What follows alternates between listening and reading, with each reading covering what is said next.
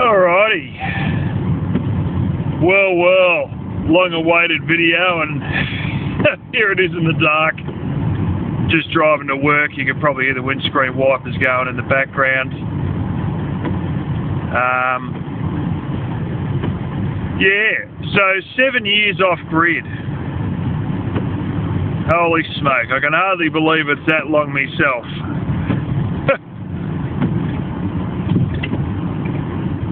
I think it was the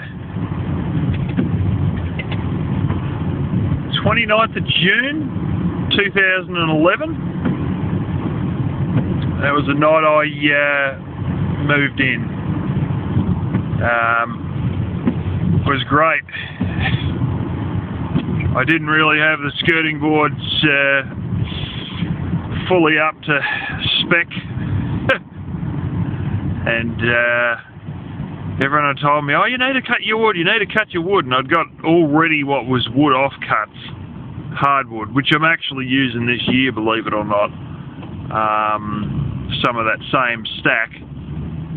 And I'd spent 2 days splitting these things up into possibly small pieces to throw them into a wood heater on the advice of my mum, who, as far as I know, never even owned a wood heater.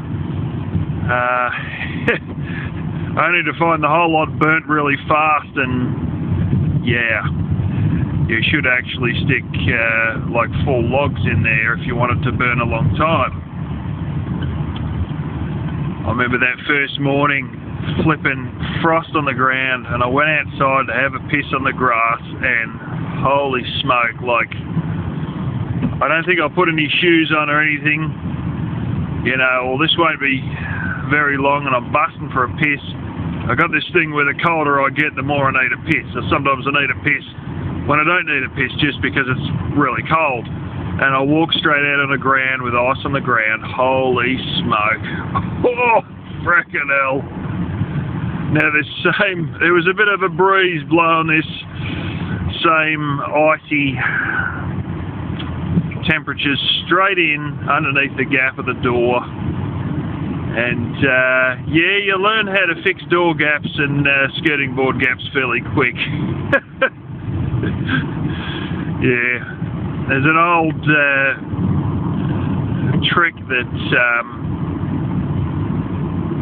our kids used to do years back when they didn't want their parents to know when they had a sleepover that they weren't actually sleeping, that the lights are on. And what it is you get your clothes and you stuff it in the gaps of the doors.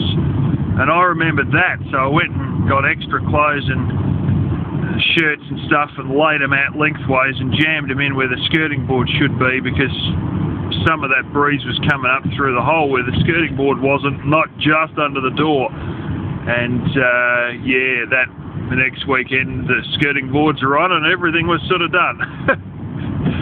But yeah, it was rough days, those early days. I mean, those early days there, it was like 3 months before I even got my first solar panels. And so we were charging up a car battery every weekend to run the hot water system that I'm using now. But it was ridiculous because it had got a little 6-volt battery inside it. So I was using that car battery to charge that 6-volt battery. And then the stupid charge thing, you know, one of these multicolour LEDs, well, you could barely tell one colour from the next, so you couldn't really work out if it was a yellowish green or a yellowish orange to say, you know, whether it was charged or still charging, you know. And that was, yeah, they were funny old days. That was before I got a external battery for that hot water system. Which is what I should have had all along. You learn a lot of stuff. I was actually quite surprised at the amount of stuff that I got right the first time. There was a large amount of stuff I got right the first time.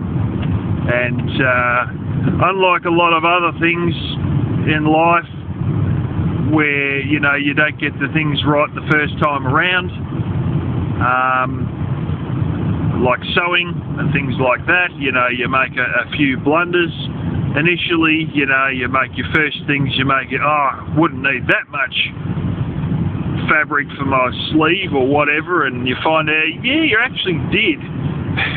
You know, there's a lot of things you make blunders on, but I was surprised at the amount of blunders I didn't make. I really thought I would have like threefold the amount of problems that I had. One of my early problems was buying batteries off a place which is a bunch of frickin' arseholes who basically get, you know, failed ones returned, wipe the dust off them, give them a charge if they're going to take a charge, top them up with water, and then whack them back on the shelf again. And most likely in that order, because a lot of these things wouldn't hold a damn charge. You know, I went through 5 shit batteries before I realised this guy was selling me shit batteries. I think one in those 5 lasted a mediocre amount of time, like about 6 months or something. You know, all the rest of them failed literally in a few weeks. And this is, you know, some of the things that you think you're doing wrong, and you find out that actually it's not you doing it wrong, it's you buying it off some scumbag blooming business. That bastard went on to win Franchise of the Year for that battery business. You can't make this shit up, honestly. I was going to complain to the head of the company, to be honest, because the head of the franchise, but you know, whatever. I learnt I now get my batteries from another place who actually knows batteries and who actually gives a shit about giving you a decent battery. In fact, they import directly and fill them with acid right there in the place that I now buy them from, which is actually the main head office for a bunch of other battery joints that they all own, not franchise, but actually own themselves. But anyway, I seem to notice that it's just too hard not to mention it at this point, that there's a lot of people into this tiny home movement and off-grid movement, and a lot of them are greenies, but I have found that a lot of them are part of the virtue signalling crowd, you know, the same ones that are they got more effort going into what they say on Twitter than they're actually doing in the real world with real off-grid things. And a lot of these people that come from the environmentalist greenie angle, but a lot of it is just virtue signalling. It's all waffle, waffle, waffle. It's all talk, no action. It's all hat, no cattle. And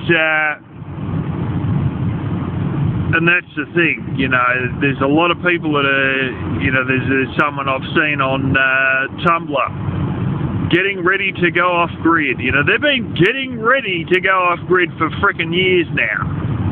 You know, all this sort of, oh, look, you know, I got this thing and that thing, and, oh, you know, we'll do what? If you're going to do it, do it. Don't talk about it for years. Do it. It's like all these things, you know. You do have, you know, 5% or maybe only 2% of people who talk about it who actually are true, dedicated greenies who go and follow through, and they do it. And fucking hats off to them, because it's one thing to sit there, talk, it's another thing to do it. And let me tell you, it really is something else to do it when you go off-grid, you know. When you're fully off-grid, not, oh, well, I bought a couple of solar panels and I'm fidgeting around in the backyard, but it doesn't matter if it doesn't work. When you're in a situation like me, it does matter if it doesn't work. If the lights go off, they're friggin' off, you know, and you're back to torches. You know, and this is one of these things, it's for real. When you're fully off-grid, it isn't some guy or some gal playing around in the backyard with a bunch of niceties, showing off, taking photos, putting it on Twitter, putting it on Tumblr, Instagram, whatever the hell. You know, there ain't no backup coming. When she goes down, she goes down. And you go back into the Stone Age. You know, and this is one of these things. It's a lot more real, and you do have to take a step of faith. You do have to realise you will have a couple of problems, and things won't always work perfect. There may be minor teething problems, you know. I had to learn the hard way about cables and current draw. That's one lesson that had to be learnt, you know. And you may also learn who's worth buying stuff off and who's not, and you may learn who's ripping you off and who's not, and stuff like that. The first thing you have to do is when you see solar panels in that, you know, auto parts store, car parts store, or something like that, don't just jump out and get them straight away. It's one of these things.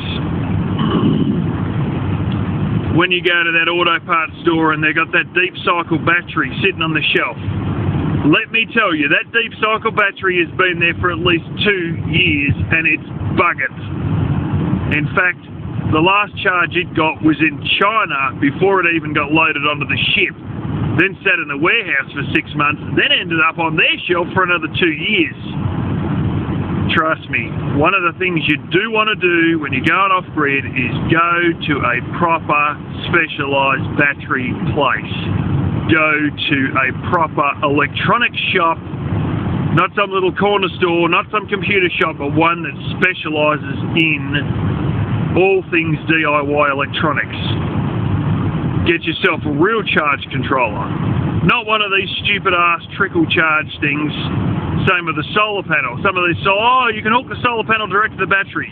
Yeah, it's some trickle charge joke of a thing that just stops your boat battery or your car battery in your second vehicle from going flat. That's all rubbish. It's all crap. Go and buy the proper stuff the first time. Save yourself throwing money in the bin. And go and talk to people, not people who, you know, even the brother-in-law, he went into a joint where they were selling wood heaters. Now there's one there that had a water jacket in it, and anyone with half a brain knows you need to have the water in that water jacket or it's going to destroy it. And he had some young guy there who's like 20-something years old, like really seriously, like he was like 19 or so, he's almost just out of school. He was probably, you know, family member or something like that, and we'll give him a job as a salesman. And he tried to ask him, can I run this without any water? Oh yeah, you can run it without any water. And this guy was just sitting there, absolutely clueless, just telling him what he wanted to hear. My advice to you is when you need to buy yourself a wood heater, go and talk to someone who's, you know, knows about cutting firewood, where to go, somebody who uses a chainsaw, owns a chainsaw, not one of these idiots who just buys their own firewood from somewhere else.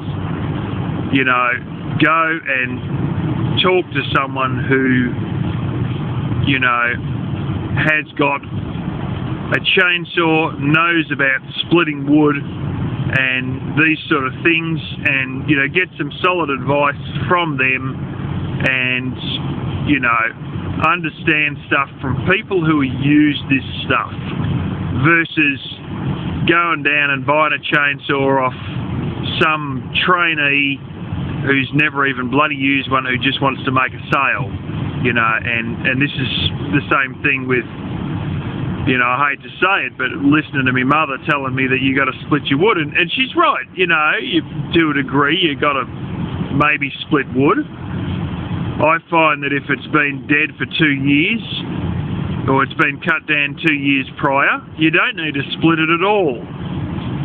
If you only give it a year to dry out without splitting it, it will steam quite a bit. But if it's been, you know, if it's like a dead tree, or it's been 2 years, then you're generally fine. you don't need to split it.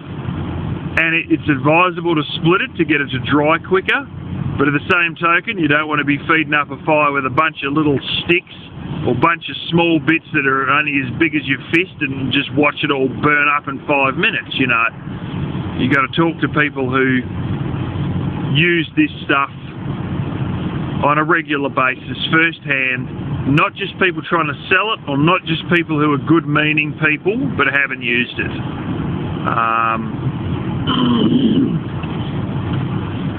That's my advice. It's like a lot of these things. You've got the standard way of doing it. I mean, I learned this with doing plastering. You know, there's the standard way to do it. And what you do is you whack on, you know, a base coat, yeah, rightio, then you whack on a,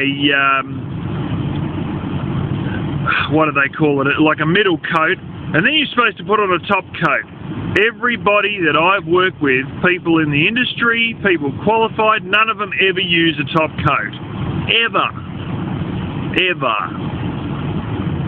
And yet, you look at all the pamphlets and stuff that they're trying to sell you, you know, when they're trying to sell this stuff on how to do it, well, you need to buy the top coat. No, they use the base coat, they use the mid coat, they never use a top coat.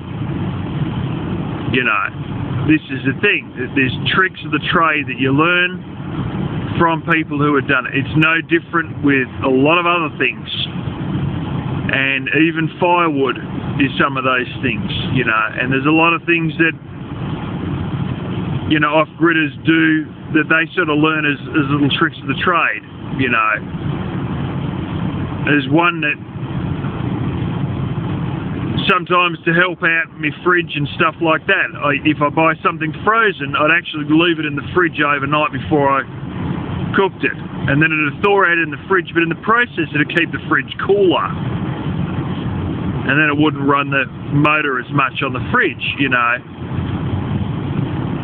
There's little bits and pieces that you come to know. There's things like when the sun's up, use that power. It's not a great idea to go running stuff at night that's larger stuff. For example, there's another couple that my parents met that are fully off-grid themselves. Now they have a substantially larger system than me, but they've got a very good charge control setup, and you know, they've got a display, one actually inside the kitchen, I think it is, even though the batteries are outside well, they're in a shed, but they've got a display more or less in their kitchen, I believe, that tells them what their battery levels are at. And they know that you don't want to run the washing machine too long at night. In fact, you're better to do it at the day when the sun's shining in, because you got all this power coming in and then you use it, versus running your batteries down at night. You know, the more you run your batteries down, the more you wear them out. You're not running them down at all if you're running them when the sun's up, you know, if you're running equipment when the sun's up, especially when it's up nice and bright. You come to understand things like, I got some funny questions at times from two of my different older relatives, both who are now passed away, but they said, oh, do you make much power out of your panels at night? I just about started laughing. I said, no, you don't make any at all. And in fact, I've realised looking, you know, by running batteries down a bit at night, and then having the next day be an overcast day, that with overcast days you only produce about 10% of the power. This is with monocrystalline panels.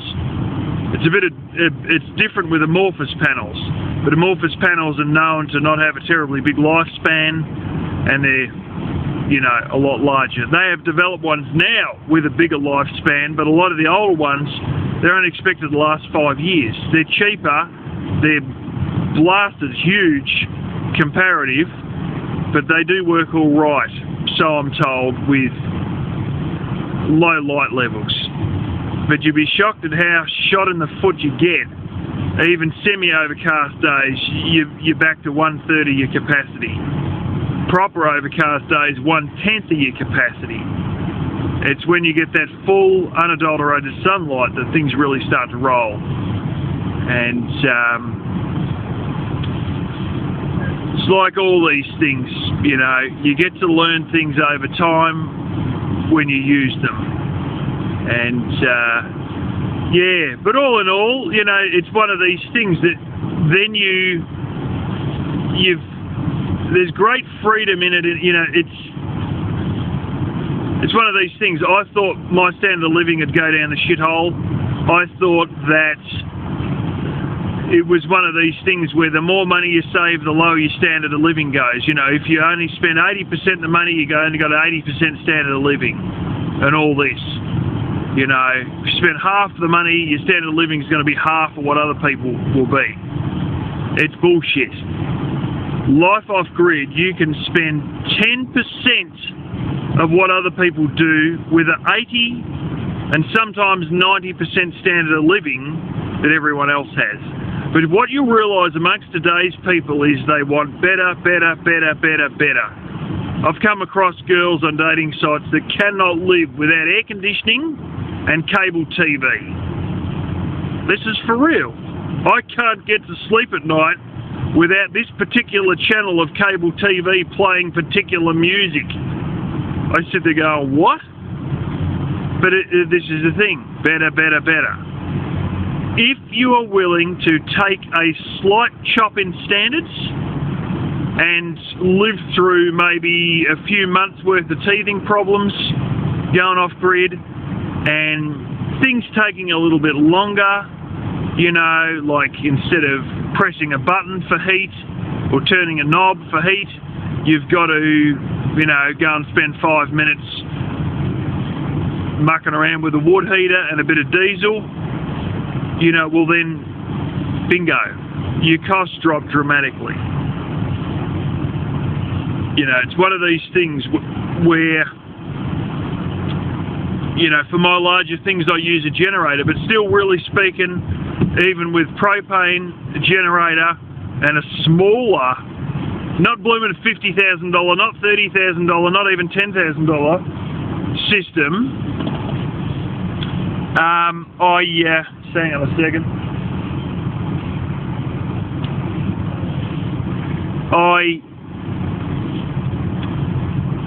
You know, I've only got a system that's, today's terms, it'd only be like $1,000 or something, maybe $1,500 worth of gear. Back then it cost me like $2,700, but, you know, realistically speaking, nowadays it'd be about $1,500 worth of gear. That's the one that runs my main house. You know, and I got another smaller system for the fridge, which is probably about a $700 system. You know, I sort of, you know, I'm going pretty good just with propane and wood and a couple $1,000 worth of solar gear and a generator that cost $1,000. And that's it. You know, I'm living 80 to 90% the standard that everybody else is at 10% the cost. That's the cost of running the generator, the cost of the propane, and all that. But you've got all this crowd who is not willing to lose 1 inch of comfort to save 90% of their money that they do for day-to-day costs. You know, and if you look at it financially, like, I'm not being a smart ass, but let's be quite honest here. I'm living the dream financially. Right now I'm driving to work. I only work 3 days a week and I can save money and pay me fuel and pay all the other expenses and still be putting money in the bank working 3 days a week. I'm mortgage free and my cost of living, you want to know honestly, the biggest cost is putting fuel in this car. That's really it. That's the biggest cost I experience, is the fuel in this vehicle. That's for real. If I could sum up all my costs year round, you know, well, the second would be property taxes, which ain't that bad, not in this country. And, you know, the first is actually fuel in this vehicle. And I must admit I spend a bit on food, but I do also eat fairly high. And I can, even working 3 days a week. You know, I used to, you know, buy a lot of potatoes and live on a lot of potatoes and you know, try and eat fairly cheaply. Now I don't give a crap, you know, I'm eating whatever there is that's discounted, and that includes a lot of chicken wings and sometimes even smoked salmon, you know, and it's great, you know, it's fantastic. But yeah, you know, and this is one of the things, like, people always, you know, whinging about their money, but they're not willing to do anything to cut their costs back. They cannot take 1 inch of a drop in living costs. You know, they won't change their brand of friggin' tin tuna. You know, they won't change anything. And then they bitch about their cost. If you want shit to change, you got to change. Yes, there might be a bit of a spooky situation if you think you're going to live off grid, but if you're not a pussy, if you're not a wimp, it's not that big a deal. It's a bit of an adjustment for a while. Yes, things are different, but at the end of the day, on a cold winter's day, I'm warmer than most of you. To be quite honest, I'm warmer than most people off grid, most people on grid.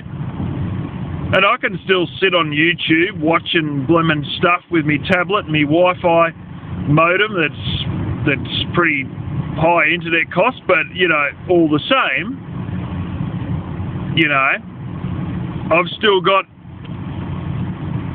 a fairly decent standard of living. It's not like I've got no internet, and it's not like I'm cold. I had a cousin ring me up the other day. Oh, you're right, you're not cold? Of course not. I've been here 7 years. I worked out before I even moved in what I had to do to stay warm. You know, if you're worried about running a fan in your wood heater, the one in mine was seized, and I've never used the damn thing, and I've never had to. You know, and I'm still warm. You know, there's a lot of things you may think you need that you find out that at the end of the day you don't need. And you'd be surprised how well you can do even without a fridge for quite a while. There's another off-gridder I know who hasn't used a fridge in years, but they do have a freezer. You know, and one thing I will give you advice on, propane freezers, they work if you set them up correctly. I have a lot of people whinge about them. They work fine. Just be aware that they go through more propane than you ever believe possible. It's not worth it. Go for electric. Peltier, if you got batteries that you can get that are fairly cheap, you can use Peltier. You do want to have a cut-off. That's one thing I learned the hard way. You do want to have a battery, a low voltage cut-off on your battery for running your Peltier fridge, definitely, because you unexpectedly are likely to, run things a bit low, because they take a lot of power, the Peltiers. The ultimate one that does cost a bit more, of course, is the compressor fridge, and I've lived with both. In fact, I've lived with all three, propane, Peltier and compressor. And hands down you go compressor any day, to be honest. Peltier second best. Propane, it's something you really only want to use for short periods because by hell they rip through the propane. But, yeah. But anyway, it's one of these things, you know, that's, there's a lot of people talking about going off grid that never do. There's a lot of people who, their standard of living, they're not willing to drop an inch, but then whinge about, you know, their costs of living being so high. And they're always constantly moaning about it. I mean, it's just an endless bitch cycle, but they never actually do anything. You know, and there's a lot of talk, but also a lot of inaction on off-grid. And I fully encourage people to go off-grid. You want to talk about financial freedom, you can go out and try and buy houses on credit and rent them out like Rich Dad Poor Dad, but you can make a massive difference in the cash flow in your life with not a great deal of inconvenience if you set it up correctly. And sure, you'll face a few months of teething problems and days where you just think, oh, fucking hell, why did I do this? Fucking hell, why me?